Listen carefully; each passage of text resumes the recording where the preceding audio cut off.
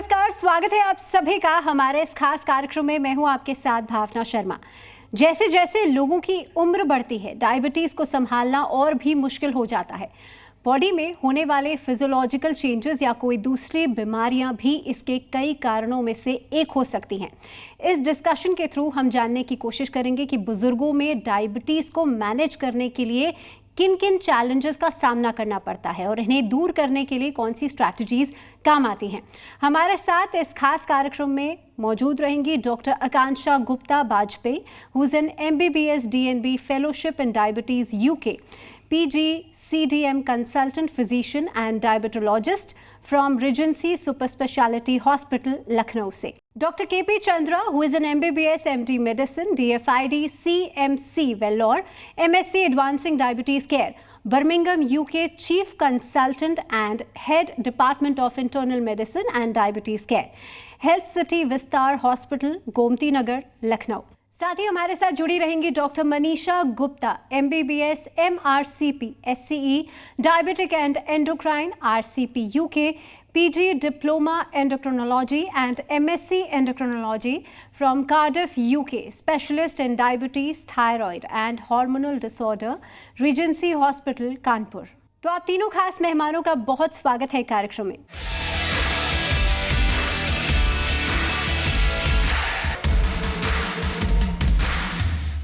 हम आज बात कर रहे हैं कि बुजुर्गों में डायबिटीज़ को किस तरह से नियंत्रित किया जा सकता है। मेरा पहला सवाल रहेगा डॉक्टर आकांक्षा गुप्ता बाजपेयी से। मैम, एज बढ़ने के साथ कौन से फिजियोलॉजिकल चेंजेस आते हैं जो कि डायबिटीज़ मैनेजमेंट पर इम्पैक्ट कर सकते हैं? आपका जैसा सवाल है कि एज बढ़ने के साथ साथ बहुत सारे चेंजेस हमारी बॉडी में आते हैं, जिसकी वजह से जो डिफाइन करता है डायबिटीज ट्रीटमेंट ऑप्शंस को। क्या क्या चेंजेस हो सकते हैं, जैसे कि ग्लूकोज मेटाबॉलिज्म का कम होना। एज बढ़ने के साथ साथ हमारा किडनी फंक्शंस इतने अच्छे से काम नहीं कर पाते हैं, लिवर इतने अच्छे से काम नहीं करता है, इंसुलिन सेंसिटिविटी हमारी कम हो जाती है, बॉडी में बहुत सारा फैट एक्यूमुलेशन हो जाता है, plus there is other changes जो भी उसकी वजह से आते हैं। इंसुलिन रेजिस्टेंस बढ़ जाता है, जो भी हमारे बॉडी में चेंजेस हो रहे हैं। इंसुलिन रेजिस्टेंस के बढ़ने से क्या परेशानी होती है कि जो बॉडी में इंसुलिन है ऑलरेडी, वो इतना ज्यादा काम नहीं कर पा रहा है कि जो शुगर रिड्यूस करने के लिए इंसुलिन काम कर सकती है। ऐसे केसेस में नो डाउट जब भी एज बढ़ती है तो हमारे पास ऐसे चैलेंजेस केस आते हैं जिसमें हमको एज को देखते हुए ट्रीटमेंट देना होता है। और भी अदर क्राइटेरियाज और फैक्टर्स हैं, but yes, age is one of the factor. Doctor KP Chandra हमारे साथ हैं। सर, बुजुर्गों में डायबिटीज के रिस्क कॉम्प्लिकेशंस यंग लोगों से ज्यादा क्यों होते हैं? बुजुर्गों में डायबिटीज मुख्यतः इंसुलिन रेसिस्टेंस के कारण होता है और डायबिटीज डायग्नोज होने से 5 से 7 साल पहले डायबिटीज की प्रक्रिया उनमें शुरू हो जाती है। डायबिटीज के जो कॉमन सॉइल हाइपोथेसिस हैं या जो पैथोफिजियोलॉजी है, वो यूजुअली हार्ट डिजीज, कोलेस्ट्रॉल की डिजीज, किडनी के डिजीज से मैच करती है। तो अगर हम बताएं, बुजुर्गों में डायबिटीज के कॉम्प्लिकेशंस की शुरुआत डायबिटीज के डायग्नोसिस होने से 5-7 साल पहले हो जाता है। तो जब duration of pathophysiology is more, तो फिर और associated risk factors are more, तो कॉम्प्लिकेशंस होने की संभावनाएं ज्यादा होती हैं। वही बीमारी जो कि डायबिटीज में, मान लीजिए कि साथ में एथेरोस्क्लेरोसिस है तो हार्ट की समस्या हो जाती है, साथ में अगर कोलेस्ट्रॉल की समस्या है तो हार्ट की समस्या होती है, साथ में ब्लड प्रेशर की समस्या है तो किडनी की समस्या होती है, तथा रेटिनोपैथी की समस्या होती है। अब एजिंग के साथ चूंकि सारे पैथोफिजियोलॉजी एक साथ गड़बड़ होते चले जाते हैं, तो रिस्क भी ज्यादा हो जाता है और डायबिटीज से जुड़े हुए कॉम्प्लिकेशंस भी ज्यादा होने लगते हैं। डॉक्टर मनीषा गुप्ता, मैम, बुजुर्गों को डायबिटीज में ब्लड ग्लूकोज लेवल मैनेज करने के लिए कौन कौन से चैलेंजेस का सामना करना पड़ सकता है? बुजुर्गों में शुगर मैनेज करना इसलिए थोड़ा सा चैलेंजिंग होता है क्योंकि जैसे जैसे एज बढ़ती है उनकी डिपेंडेंसी बढ़ती जाती है।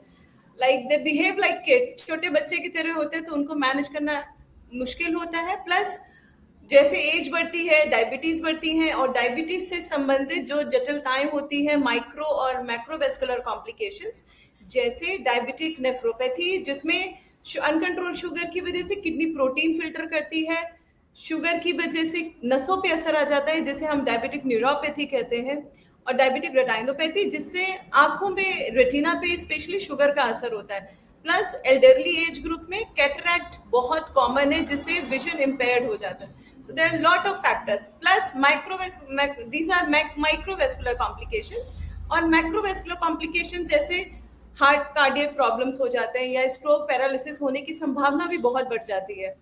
तो उस स्थिति में दवाइयों की मात्रा बढ़ती है, जिसे हम पॉलीफार्मेसी कहते हैं। तो बुजुर्ग लोग उतने अच्छे से मैनेज नहीं कर पाते, शुगर की दवाई, बीपी, हार्ट की problem, there lot of things, and सब चीज को प्रॉपर एड्रेस करना बहुत जरूरी है। आप एक चीज को भी छोड़ के चलोगे तो सब चीजों का तालमेल गड़बड़ा जाता है। तो everything needs proper care, proper जागरूकता होना बहुत जरूरी है। तो polypharmacy is one thing. Second thing, visually impaired हो जाते हैं, मतलब उनका विजन में प्रॉब्लम हो जाती है, जिसकी वजह से दवाइयाँ देख पाना, उसके छोटे छोटे रैपर्स होते हैं, उस पर नाम होते हैं, तो दवाइयाँ कभी कभी गलत ले लेते हैं, और स्पेशली अगर वो इंसुलिन पे होते हैं तो इंसुलिन के साथ मैनेज करना थोड़ा चैलेंजिंग हो जाता है। तो ये सारे कॉम्प्लिकेशंस हो सकते हैं, uncontrolled diabetes plus diabetes and elderly population. Doctor Kancha, एक बार फिर से आपके पास आना चाहूँगी। कई सारी बीमारियां हैं जिन्हें हम लाइफस्टाइल डिसऑर्डर्स के रूप में जानते हैं, जैसे कि हाइपरटेंशन, हार्ट डिजीज़, डिमेंशिया और ऐसी कई दूसरी डिजीज़ेस जो हैं, बुजुर्गों के डायबिटीज़ मैनेजमेंट पर कैसे इम्पैक्ट करती हैं? जो बुजुर्ग पेशेंट हैं उनको और भी कई सारी समस्याएं हैं, जैसे हाइपरटेंशन, बीपी बढ़ा हुआ रहना, स्ट्रोक होना, पैरालाइज्ड पेशेंट है, हाइपोथायराइड पेशेंट है जो थायराइड मेडिकेशन भी ले रहा है, जैसा आपने बोला डिमेंशिया, हार्ट डिसीज, अगर ये सारी समस्याएं भी हैं तो पेशेंट बहुत सारी मेडिकेशंस पहले से ही ले रहे होते हैं। तो वो मेडिकेशंस प्लस जो हम डायबिटीज की मेडिकेशन देते हैं, साथ में ड्रग इंटरेक्शंस करती हैं, जिसकी वजह से एफिकेसी जो होती है मेडिकेशंस की कम हो जाती है। ऐसे केसेस काफी चैलेंजिंग तो रहते हैं, लेकिन सही जानकारी के साथ ट्रीटमेंट दिया जाए तो उनको हम ठीक कर सकते हैं। सेकेंड थिंग, मान लीजिए पेशेंट को डिमेंशिया है, बहुत सारे बुजुर्ग पेशेंट होते हैं जो सेनाइल डिमेंशिया जिनको हो जाता है। काफी चैलेंजिंग केसेस होते हैं कि पेशेंट क्या करते हैं, कभी कभी दवाई डबल डोज ले लेते हैं। जो पेशेंट इंसुलिन पे होते हैं, इंसुलिन की डोज कभी ज्यादा लगा लेते हैं, जिससे कि उनको उनका शुगर लो होने की समस्या अलग हो जाती है, तो हाइपोग्लाइसीमिया, जिसके कॉम्प्लिकेशन ज्यादा होते हैं। तो ऐसे केसेस हमारे लिए काफी चैलेंजिंग होते हैं कि उनको कितना इंसुलिन देना है, कितना कौन सा मेडिकेशन देना है, और वो लोग अगर वो अलग रह रहे हैं, मीन्स मान लीजिए फैमिली के साथ नहीं रह रहे हैं, तो उनके साथ एक अलग समस्या होती है उन केसेस को देखना।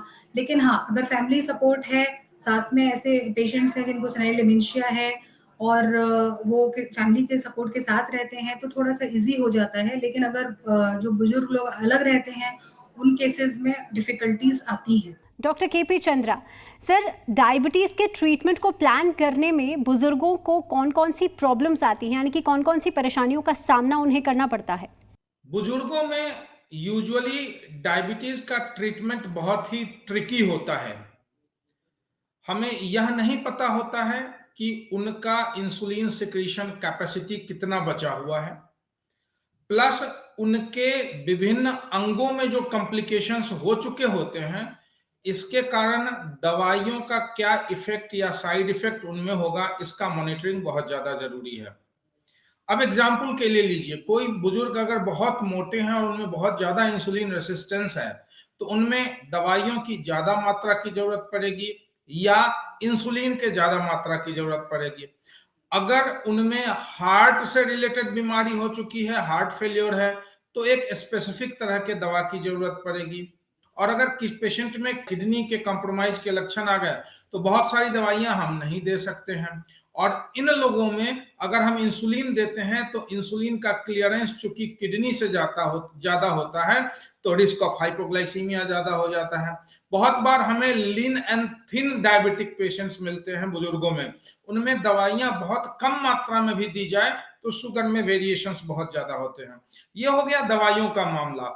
अब चूंकि बुजुर्गों में कॉग्निटिव फंक्शन थोड़ा डिटेरियोरेट हो जाते हैं, तो उनको समझाना बड़ा मुश्किल होता है कि किन दवाइयों का कैसे डोज एडजस्टमेंट करें, इंसुलिन का डोज कैसे एडजस्टमेंट करें।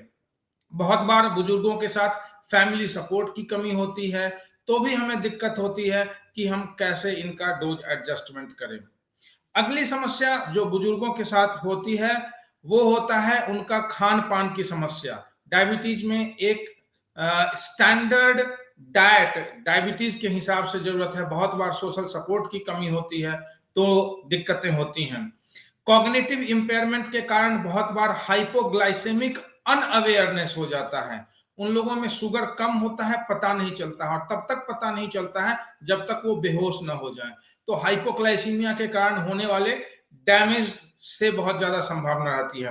तो यूजुअली हम लोग ऐसे केसेस में डायबिटीज का वैसा इलाज करते हैं जिसमें कि ब्लड शुगर का कंट्रोल बहुत स्मूथ हो, बहुत ज्यादा अप डाउन नहीं हो, मतलब ग्लाइसेमिक वेरिएबिलिटी कम हो। और हम लोग कोशिश करते हैं कि एक सोशल सपोर्ट भी बुजुर्गों के साथ रहे ताकि डायबिटीज से एसोसिएटेड कॉम्प्लिकेशन से हम उन्हें बचा सकें।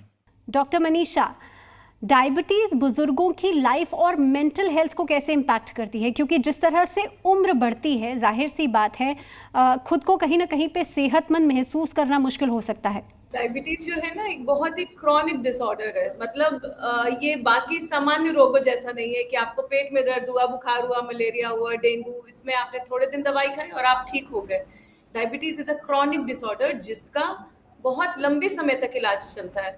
बहुत सारे पेशेंट आते हैं, वो सोचते हैं कि अब तो शुगर कंट्रोल हो गई तो हम दवाई बंद कर सकते हैं, लेकिन आप दवाई ऐसे नहीं बंद सकते। लाइफ स्टाइल आपको चेंज करना होगा और उससे इस मैनेजमेंट करना आसान रहता है। डायबिटीज के जो स्ट्रॉन्ग पिलर्स हैं वो दवाई है प्लस वॉकिंग है और बाकी आपको रेगुलरली मॉनिटरिंग करना चाहिए। जो बुजुर्ग लोग होते हैं तो उनमें इतनी क्रॉनिक कॉम्प्लिकेशन या इतनी क्रॉनिक डिसीज की वजह से उनमें डिप्रेशन और डिस्ट्रेस बहुत बढ़ जाता है। दिस इज अवसाद की भावना आ जाती है कि कब तक दवाई खाएंगे। वो लोग बहुत ऊबने से लगते हैं and this is very commonly seen. इसकी वजह से ड्रग कंप्लायंस खराब हो जाता है, मतलब दवाइयां बीच में बंद हो जाती हैं, फिर दवाई चालू होती है, दवाई बंद। तो ये जो रोलर कोस्टर पैटर्न आता है जिसकी वजह से माइक्रो और मैक्रोवेस्कुलर कॉम्प्लिकेशन जो डायबिटीज की वजह से बहुत कॉमन है, उसकी संभावनाएं बहुत बढ़ती है। डिस्ट्रेस, अवसाद, डिप्रेशन, इरिटेशन, एंग्जाइटी, ये सब बहुत कॉमन है डायबिटीज की वजह से। This needs to be address. आपको प्रॉपर एक मेंटल सपोर्ट सिस्टम चाहिए, एक प्रॉपर अच्छी टीम होनी चाहिए जिसमें साइकोलॉजिकल सपोर्ट या साइकेट्रिस्ट का अगर ज़रूरत पड़े तो उसका मदद लेने से आप बहुत सारी चीज़ों से बाहर निकल सकते हैं। और डिप्रेशन और डायबिटीज़ का बहुत ही कॉमन एसोसिएशन है। अगर डिप्रेशन कंट्रोल नहीं है तो डायबिटीज़ को कंट्रोल करना बहुत मुश्किल है। तो everything requires a proper addressing and channelizing the energy accordingly. Doctor Kansha, मेरा अगला सवाल आपसे रहेगा, जो बुजुर्ग लोग डायबिटिक पेशेंट्स हैं उनमें कौन कौन सी डाइटरी मॉडिफिकेशंस रिकमेंड किए जाते हैं और इन्हें कौन से चैलेंजेस का सामना करना पड़ता है, खास तौर पे एक हेल्दी डाइट को मेंटेन करने के लिए? डायबिटिक पेशेंट्स में जो ओल्ड पेशेंट्स हैं उनके साथ हम डाइट रिकमेंडेशन जो करते हैं, डायबिटिक डाइट होती है बट बैलेंस डाइट, जिसमें कि संपूर्ण मात्रा में प्रोटीन हो, फैट हो एंड थोड़ा बहुत कार्ब्स भी जो ज़रूरी है। साथ में जो बूढ़े पेशेंट्स होते हैं उसमें हमें डिफ़िकल्टी ये आती है कि बहुत ज़्यादा पेशेंट की एपेटाइट नहीं रहती, पेशेंट बहुत ज़्यादा खाना नहीं खाते हैं। तो मान लीजिए बहुत सारी ऐसी ड्रग्स होती हैं जो हम पेशेंट को मेडिकेशंस देते हैं, उसको पेशेंट अगर खाना नहीं खाता है तो उनकी शुगर लो हो जाती है। तो इन सब चीज़ों का हमें ध्यान रखना पड़ता है कि बहुत ज़्यादा पेशेंट की एज क्या है, पेशेंट की एपेटाइट कैसी है, पेशेंट ढंग से खाना खा रहा है या नहीं खा रहा। अगर पेशेंट इंसुलिन पे है तो पेशेंट को कितना डोज दिया जाएगा, कितना डोज देना चाहिए और कितना रिक्वायरमेंट है। तो ये सब डिपेंड करता है पेशेंट की डाइट पे। लेकिन बहुत चैलेंजिंग होता है ओल्ड एज पेशेंट्स के साथ, बिकॉज वो उनकी डाइट बहुत ज़्यादा नॉर्मल यंग पेशेंट्स के जैसे नहीं होती है बिकॉज ऑफ एज। बट अगर काफ़ी स्ट्रेटेजिकल वे में अगर काम किया जाए और पेशेंट को एजुकेट किया जाए इन सब के बारे में कि किस तरीके से खाना है, एक प्रॉपर डाइट चार्ट उनको दिया जाए जिससे कि वो उस डाइट चार्ट को फॉलो करें, प्लस उनको ये बताया जाए कि कौन सी मेडिकेशंस हैं जिनको खाने से आपको शुगर लो हो सकती है। अगर आप नहीं खाना खाने वाले हैं तो उन मेडिकेशंस को नहीं लें, या फिर अगर आप इंसुलिन पे हैं तो अपना इंसुलिन का डोज थोड़ा सा कम लें अगर आपको नेक्स्ट मील नहीं लेना है तो। ये सब तो more is important is education, how you educate your patient is the so better will be the result. So अगर आपको अपने पेशेंट को अच्छे से आप समझा रहे हैं कि किस तरीके से मैनेज करना है, तो उस केस में हम लोगों को डिफिकल्टीज थोड़ा कम फेस करने को मिलती है, बिकॉज अगर पेशेंट मेडिकेशंस ले लेंगे, खाना नहीं खाएंगे, इंसुलिन ले लेंगे, तो again the risk of hypoglycaemia and hypoglycaemic complications will be more. तो बहुत सारे पेशेंट हम डे टू डे अपनी प्रैक्टिस में देखते हैं जिनको हम इंसुलिन पे रखते हैं या जिनका डायबिटीज स्टेटस बहुत खराब है और हायर डोज और हायर मेडिकेशंस चल रही हैं, बट बहुत फ्रिक्वेंट हाइपोग्लाइसीमियाज होते हैं। तो जो आप देखोगे कि यंग पेशेंट को जो एक हम ट्रीट कर रहे हैं और एक ओल्ड पेशेंट को ट्रीट कर रहे हैं, तो there is a lot of difference, क्योंकि यंग पेशेंट पूरा अच्छे से खाना खा रहा है, जैसा बताया गया है उसको फॉलो कर रहा है। ओल्ड पेशेंट के साथ ऐसा नहीं होता। ओल्ड पेशेंट्स सब कुछ, एक तो बिकॉज ऑफ अदर कोमोर्बिडिटीज वो फॉलो नहीं करते प्रॉपरली, प्लस खाना उनका इतना अच्छे से नहीं होता कि वो रेगुलर डाइट लें, तो उस केस में थोड़ा सा चैलेंजिंग होता है। बट उनको थोड़ा ढंग से समझाया जाए, और प्लस अगर वो अलग नहीं रह रहे हों, सबके साथ रह रहे हों, साथ में कोई हेल्प है उनके घर में, तो बेटर रहता है केस को मतलब उनको ठीक करना और डायबिटीज स्टेटस सही करना। लेकिन हाँ, बहुत ज़्यादा मैं ये कहूँगी कि डायबिटीज़ के लिए डाइट पे ज़्यादा फोकस करें, प्लस एक्सरसाइज पे, प्लस लाइफस्टाइल मॉडिफिकेशन पे, not only with the medication. कि अगर आप सोचें कि सिर्फ हम दवाई खाने से अपना शुगर कंट्रोल कर लेंगे, होगा, दवाई से भी होगा, लेकिन फिजिकल एक्टिविटी भी बहुत ज़रूरी है। तो एक प्रॉपर फिजिकल एक्टिविटी, एक डेली आधा घंटा वॉक करना, ब्रिस्क वॉक करना, प्लस स्ट्रेस बिल्कुल नहीं लेना, एटलीस्ट 6 to 8 आवर्स की स्लीप वो लें, प्लस एक बैलेंस डाइट। अगर ये सब पेशेंट करते हैं साथ में अलोंग विद द मेडिकेशंस, तो chances of diabetes reversal and रेमिशन is more. तो उन पेशेंट्स में रिजल्ट्स अच्छे देखने को मिलते हैं in comparison to those patients जो कि डाइट फॉलो नहीं कर पाते या फिर फिजिकल एक्टिविटी नहीं कर पाते। तो ओल्ड एज में थोड़ा सा चैलेंजिंग होता है, but yes, it is possible. Diabetes reversal is also possible, plus रेमिशन is also possible, but proper medications and lifestyle modification. Doctor KP Chandra, हम लगातार डायबिटीज़ की बात कर रहे हैं, किस तरह से बुजुर्गों में डायबिटीज़ को कंट्रोल किया जा सकता है।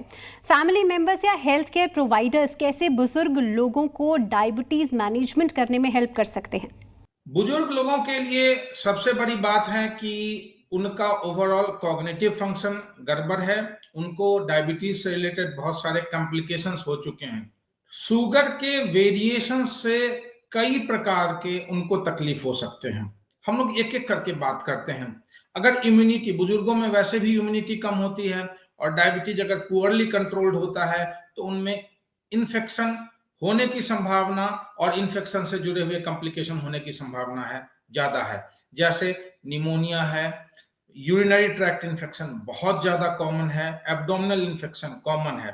तो हमें एक अच्छे शुगर कंट्रोल की जरूरत है, प्रॉपर हाइजीन की जरूरत है, और अप्रोप्रिएट इम्यूनाइजेशन की जरूरत है।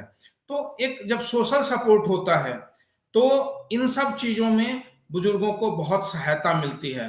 हेल्थ केयर प्रोफेशनल्स को चाहिए कि appropriate vaccinations in elderly should be done so that they can be protected against infection. अब आता है ग्लाइसेमिक वेरिएबिलिटी। ग्लूकोज का बहुत ज्यादा अप डाउन होता है, तो they need support someone from family. Timely खाना मिले, टाइमली दवाइयों का एडमिनिस्ट्रेशन हो, अप्रोप्रिएट ब्लड शुगर मॉनिटरिंग हो। समवेयर और द अदर बुजुर्गों को इन सभी चीजों में अपने परिवार वालों के सहायता की जरूरत होती है। जहां तक डॉक्टर्स और हेल्थ केयर प्रोफेशनल का सवाल है, तो वो जो भी दवा प्रिस्क्राइब करें, बुजुर्गों के स्पेशल स्टेटस को समझें। उनके अंदर उनके किडनी का क्या स्टेटस है, उनके हार्ट का क्या स्टेटस है, उनके लीवर का क्या स्टेटस है। Based on that appropriate treatment सोचे, ताकि उनका डायबिटीज अप्रोप्रिएटली कंट्रोल्ड हो, बहुत ज्यादा ग्लाइसेमिक वेरिएबिलिटी ना हो। बहुत बार कहा जाता है कि बुजुर्गों में बहुत स्ट्रिक्ट डायबिटीज कंट्रोल करने की जरूरत नहीं है। HbA1c जो एवरेज ब्लड शुगर 3 महीने का बताता है, वह 7 से नीचे लाने की जरूरत बुजुर्गों में नहीं है, यंग लोगों में है। क्योंकि हम ज्यादा टाइट शुगर कंट्रोल करते हैं तो हाइपोग्लाइसीमिया होने की संभावना होती है। बुजुर्गों में हमें 7.5 से 8 के आसपास HbA1c रखने की कोशिश करनी चाहिए।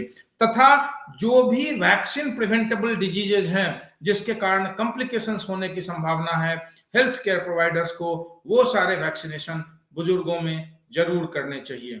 डायबिटीज के इलाज में शुगर का ही इलाज नहीं बल्कि ब्लड प्रेशर और कोलेस्ट्रॉल का भी इलाज करना चाहिए, क्योंकि बुजुर्गों में हार्ट, किडनी और ब्रेन स्ट्रोक से जुड़ी हुई बीमारियां होने की संभावना है, और वैसे सारे रिस्क फैक्टर्स को एड्रेस करने चाहिए ताकि उनमें डायबिटीज से होने वाले कॉम्प्लिकेशन से हम उन्हें बचा सकें। डॉक्टर मनीषा गुप्ता, मैम, जिस तरह से हम लगातार बात कर रहे हैं कि डायबिटीज़ मैनेजमेंट को किस तरह से हम प्रभावशाली बना सकते हैं, बुजुर्ग लोगों में डायबिटीज़ मैनेजमेंट इम्प्रूव करने के लिए टेक्नोलॉजी जैसे कि कॉन्टिन्यूस ग्लूकोज मॉनिटरिंग यानी कि CGM या फिर टेलीमेडिसिन क्या रोल प्ले करती है? अगर टेक्नोलॉजी या टेलीमेडिसिन की बात करें तो टेलीमेडिसिन पे पहले बात करूंगी, क्योंकि कोविड ने हमें बहुत कुछ सिखा दिया। जब हम लोग हम लॉकडाउन में थे, हम घरों के बाहर निकलना अलाउड नहीं था, तो बहुत सारे लोगों ने टेलीमेडिसिन का यूज करना सीख लिया, ताकि अपने आप डॉक्टर से आप प्रॉपरली कनेक्टेड रहें। आपको दवाइयों में क्या चेंज करना है, लाइफस्टाइल क्या चेंज करना है, जो डायबिटीज में सबसे अहम भूमिका निभाती है।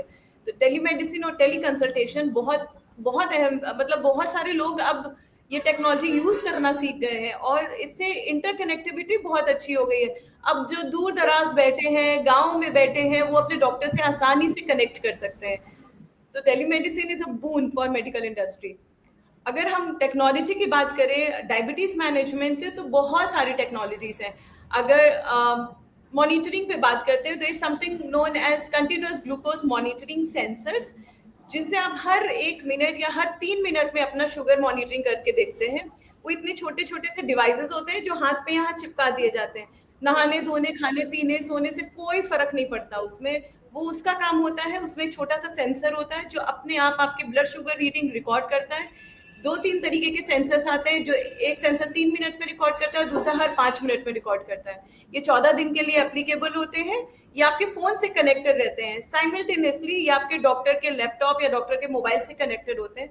तो डॉक्टर भी आपका वो सारा डेटा चेक कर सकते हैं, प्लस आपको खुद जानकारी होगी कि क्या खाने से आपका शुगर बढ़ रहा है, क्या खाने से घट रहा है, आपके फिजिकल एक्टिविटी में कितना इंप्रूवमेंट करने से आपके शुगर लेवल पे क्या असर पड़ रहा है।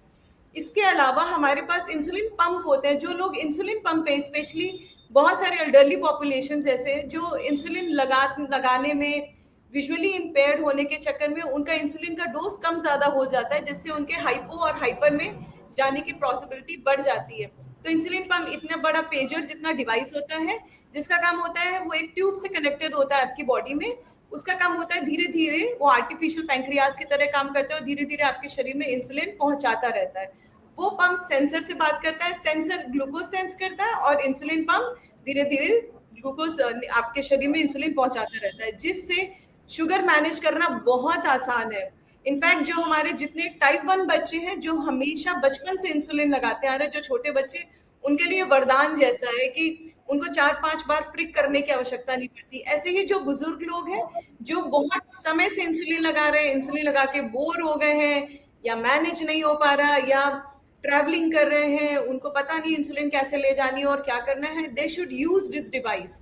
इंसुलिन पंप आइडियल है, बहुत अच्छा एक्सपीरियंस है, हिंदुस्तान में बहुत अच्छे से चल रहा है।